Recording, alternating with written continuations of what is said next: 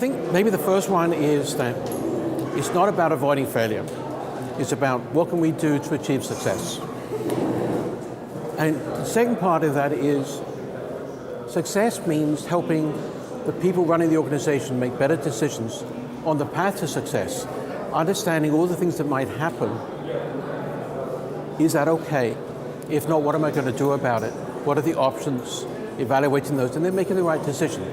Because risk is not something that you can limit your assessment of on a periodic basis. It has to be something that's addressed all the time by everybody in the business. And the third one is we have to be thinking about the people that we're trying to influence, the people we're trying to help. What do they need to be successful? Which is more than, or certainly different from, the sort of things that we might typically, traditionally want to give them. So instead of giving them a heat map, or instead of giving them a risk register, list of risks in our language, they're focused on achieving success, achieving their objectives. They want to know actionable information that will help them translate the information we're giving them into actually achieving objectives and success and delivering value. I think there's room for improvement in the standards. I think there's a lack of understanding in the standards that you have to look at the universe of things that might happen as a result of a situation, an event, or a decision.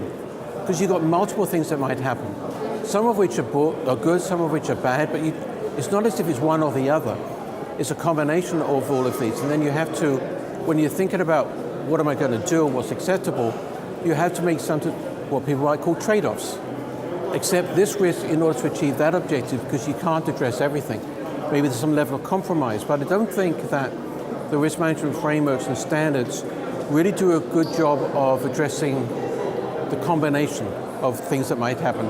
They tend to think more linearly and singly about individual risks rather than focusing on what is likely to happen to this objective, to that objective, considering everything. And so I'd like to think that perhaps we should evolve from risk management into thinking about what does it take to have effective management and stop talking about risk management as if it is a separate discipline or activity when it's really part of how effective managers think and act and make their decisions to succeed. I think the number one is always to understand the environment you're operating in, understand the challenges that the business people are facing and what it takes for them to be successful. How can you help them succeed? What value can you deliver which would be appreciated by them?